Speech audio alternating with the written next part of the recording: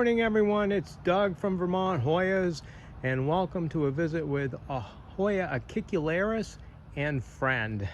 So let's talk about Hoya acicularis first. I bought this plant back in 2012, and I flowered it in 2014, thinking that it was going to be an easy plant to grow and flower, and I never made a video of it because I thought I would wait till the plant was a little more impressive and be able to show it off. Well, that was a huge mistake, since it took 9 long years to flower this plant again. So it's finally happened in July of 2023. The flowers are not very impressive. It's in a canthostemma, but there it is. And it's very rare to see this flowered. Almost all photos of the flowers of this plant on the internet that you scour for were taken from me. So very happy to have bloomed this Hoya once again. It's a native of Borneo. It was described by Kloppenberg and Green back in '92, I believe. Just very excited to have flowered this. It's incredibly rare occurrence. So I'm glad I finally got a chance to record this for posterity. I've got a couple different plants here. This is the older one that's gotten more light. You can see how red the leaves are and how the leaves are shorter because of the getting more light. And over here, this is a younger specimen that hasn't gotten as much bright light, and the leaves are probably a little bit longer and they're not as red. Don't know what the trigger is to flowering this. This one here I put outside for the year, so maybe that had something to do with it. It was in this tent greenhouse here, but it's grown in coconut husk with a little bit of perlite thrown in. I saturate the coconut husk by soaking the root ball once a week, and it's been on that routine for quite a long time. It seems to do pretty well that way. So very excited. So the friend portion of this video is Hoya verstegiai, which I just got my largest umbel of flowers here. You can see there's probably, I didn't count them, but close to 30. Just absolutely outstanding. So this plant's a little bit more impressive than acicularis, so I thought I would throw this in for good measure. Plus, it's good to get outside.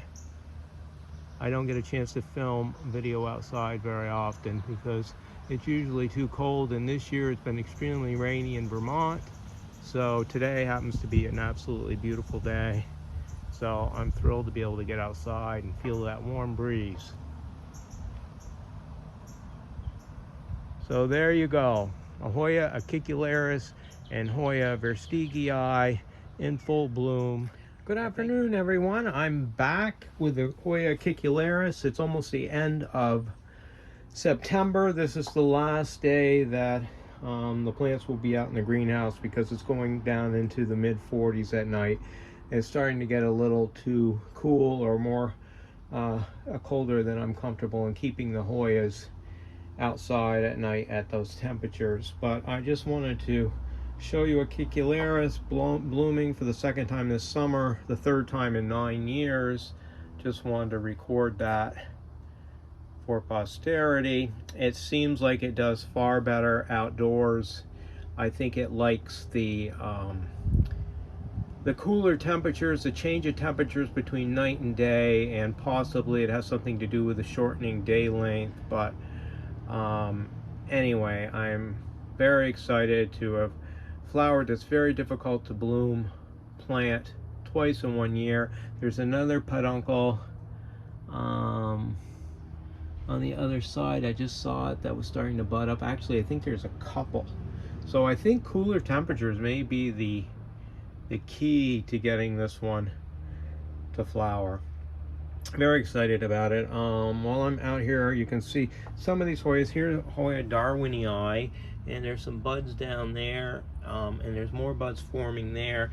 So some of my thoughts that these plants would only do well in very warm, humid temperatures doesn't necessarily hold true. So a lot of these plants have done fine out here, even with the nighttime temperatures going down into the low 40s. But like I said, this is it. As soon as I'm done filming this video, I'm going to begin bringing these plants downstairs and putting them into their winter homes in the grow tent. Let's show you a couple other things here. Hoya Golem Colana budding up. I haven't flowered this plant in a number of years. I haven't given it the proper care, I guess, but it's doing well out here. One other thing I want to show you, I'm also doing other winter chores. This is the coconut husk, a big bale of it. I fill this wheelbarrow up with water and reconstitute it, and then I'm going to rinse it in a big colander, big strainer right here. I'll rinse that well, and then I'll pack it into tubs and bring it downstairs, and I'll use that all winter for my potting needs. So it's just all these end of the year tasks. But I just want to show you Hoya linearis, which has been hanging in a tree over here all summer long. You can see I've never had one that looked like this. It's almost 5 feet long. It's covered in buds. Squirrels have been digging and chomping at it and burying peanuts in the top of the pot. It hasn't phased it at all. I'm probably gonna have to take some cuttings of this and restart it, because I simply don't even have any windows in my house big enough to take the plant, and I'm not sure how well it would do. It just loved it outside all summer, and we had the wettest summer on record. So this thing was constantly saturated. It's in coconut husk, constantly saturated with water. I didn't even bother to take the saucer off the pot. So it goes to show you how damp and wet this plant likes it.